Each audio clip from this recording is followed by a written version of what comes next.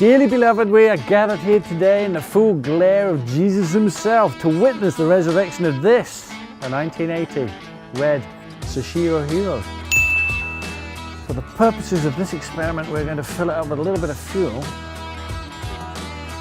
and see what happens.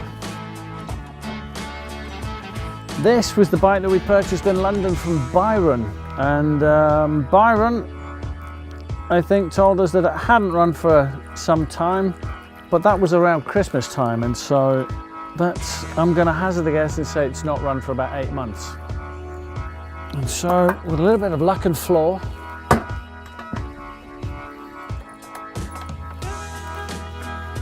shall we give it a little bit of choke? It's always good when you give it a choke.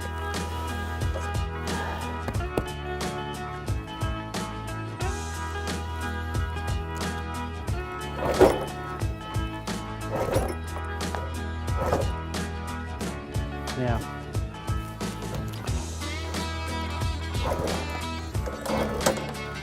I think there's a pattern developing here.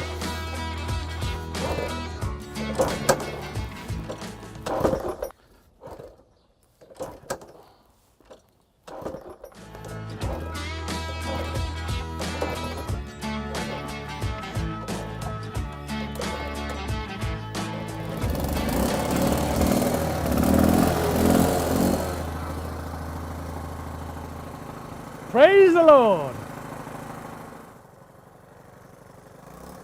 Alrighty, that was easier than I thought. Time to take it for a test ride.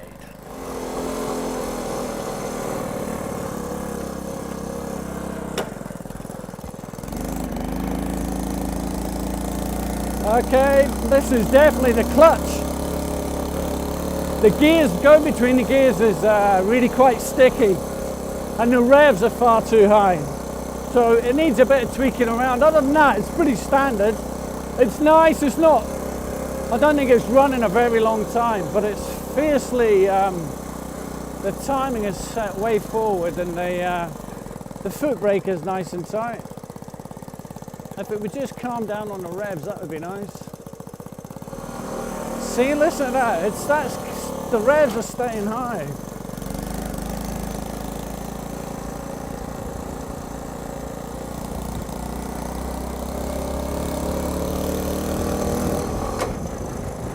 And it's quite clunky between the gears, definitely.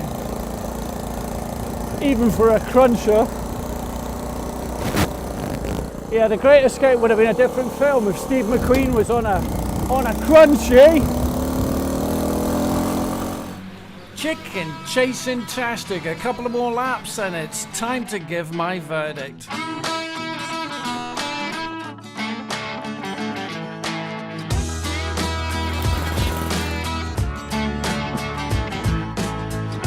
Woohoo, that's a nice flighty little thing, I tell you. It's got a lot of revs. I mean, it's really revving, but it's all right in third gear. When you start coming down at second gear, the revs are high again, so it really wants to fly. God forbid when you put it in first gear, because it's really jumping. The good news is the foot brake stops it pretty sharpish, but definitely a flighty little bugger. It's sitting there at 35 mile an hour. It's not been used for a while, so I'm imagining some of this stuff just needs a bit of use. The engine maybe open up again. I'm pretty confident we'll get somewhere 40, 45, 50. Of course, there's the ever hopeful 60 mark on the speedo, but I don't think we're going to be touching that. Other than that, the gear, when you're changing gear, it's a little bit clunky. Again, I think it just wants a little bit of, maybe a bit of lubrication or something like that, but really sweet little bike, and I'm pretty chuffed with it. So let's get it indoors and see what we can do.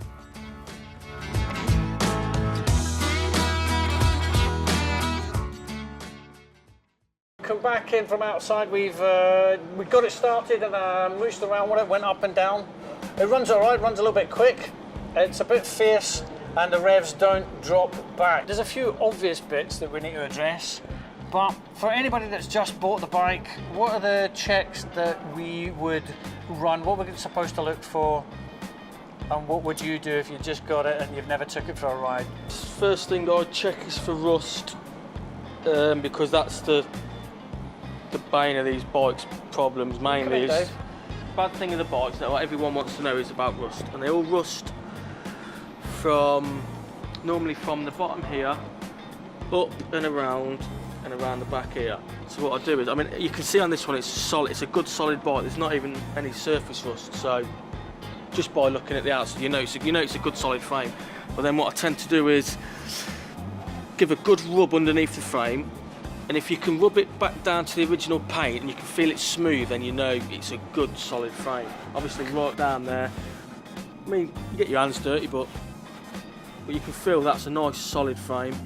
So that's all very clear. Just to reiterate, a bit like your first girlfriend, don't be afraid to get your hands dirty, get stuck in and give it a good rub. Well, you check at the top Are here. they double skinned? Double skin, yeah. Oh, okay. Check up here, check all around the back. That's mainly where they rust. It's just this back section here. Okay. And underneath. I mean, it's worth, if you're going to have a look, just take a torch and get underneath. Have a look underneath there, down there. You can normally see if it's a bad one. Yeah. Because some of the later models, sometimes you take the back off and literally it falls off. Okay. Some of them are that bad. And obviously, you want to check your brakes. Sometimes they've stood a while. When you pull them in, your brake arm sticks on. It's coming in and out, so that's fine. Same with the back. I mean, obviously you can pull it in, pull the brake in, and let go. And if it frees back off, then you know the brakes are pretty much all right. Same with the back. Press the brake, let go, and then spin it. The brakes are not binding. So like I say, tyres, if they've been for a while, then they've probably got not much air in. So blow them up, and then check in the cracks here. Normally, if you're checking the cracks, some cracks going around the edge here, but these look pretty good. Obviously, the bottom of the forks here, check for rust. They tend to rust at the bottom here. Going to check your lights, indicators, brake light. I mean, that's if it runs, if it fires up. But yeah, that's the first thing you sort of check. You know what I mean? Yeah. Sort of like a visual kind of thing. Okay, Dave, you already took it for a spin. Throttle really stiff. I don't know whether it's cable or whether it's inside here, but it needs a little bit of attention. Funny mechanism on here, where when you pull it, it pulls a slider which pulls your cable. So maybe just a bit of WD on it or something like that. I might just want taking down and checking on. But Okay, how did you find the changing the gears? When I was on, it was a bit. A little bit hard because of throttle as well, because that wasn't. You couldn't really use the throttle right, so I couldn't sort of change gear properly, so it was a bit clunky. Yeah. Yeah, it was sort of snatching because the revs weren't dropping, you know, for you to change gear. What would you do? Oils? Would you change them particularly? Would you change it anyway? Even if you change it, yeah, because you never know when it's last done. So, yeah, there's plenty of oil. It looks pretty clean as well, to be fair. If you want to find out when it was last on the road, just do a DVLA MOT check, and you can get up the MOT history of it, and when it was, then you can sort of have a rough idea when it was last on the road. And when it was last, if it was last MOT last year, you know it was on the road last year. Yeah. Time to start up again and see if that turns up any hidden problems. Sounds like the exhaust is blowing. Exhaust studs are stand. Is it? Slightly on the line out, so Oh yeah. So it's quite common for them to snap in there. They do. And the bolts rust up, and then what it is when you try to undo them, because they're just rusted, and it's only quite a small thread, a 6mm thread, so they just break off. They just rust over time. And how do you fix that? But sometimes they snap out of the head, so you can heat it up. You can get some grips on the end to get it off, but if not, you just grind the head flat if you can, so you can centre punch it, and then just have to drill it with a thin drill bit, and then keep working your way up until eventually you'll just see it drill itself out. Oh, I see. The idle screw's not doing anything when you let it out, which means there's no slack in the inner cable of the throttle cable. so it probably just wants the cable looking at, taking off, maybe a new cable putting on. Re-grease the slider in the throttle, because it may be sticking and it's not releasing the cable all the way off, and that's why it's revving high. But that's not a major problem. I mean, it's not too bad. It's quite nice. It's just not letting basically in the carb you've got a throttle slider, and when that goes all the way down, it shuts the air off, and then your idle screw lifts that up a little tiny bit just to let it tick over. Yeah. And what it is it's probably the slide's not coming all the way down, so it's letting more air in than what the idle screw should be letting it through. Okay. You know what I mean? Check the gears. There you go.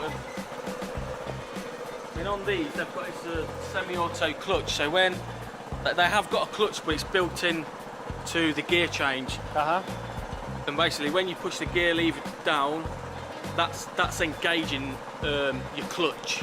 So obviously, if I push it down now, that's your clutch. That's the same as you pulling your clutch in, but I've just done it with my foot. Yeah. And at the minute, the clutch is fine. If the clutch is, they call it, if the clutch is riding or biting, you'll feel it pulling forward. Yeah.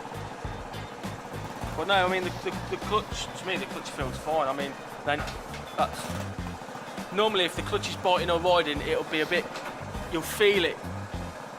The gearbox will be a real bit clunky and heavy. But that just goes into gear. I'd say that gearbox is fine. That's fine. Okay, let's get this bike sorted.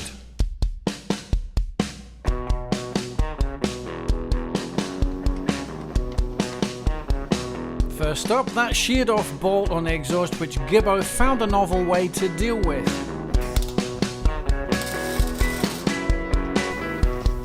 Oh, just like magic.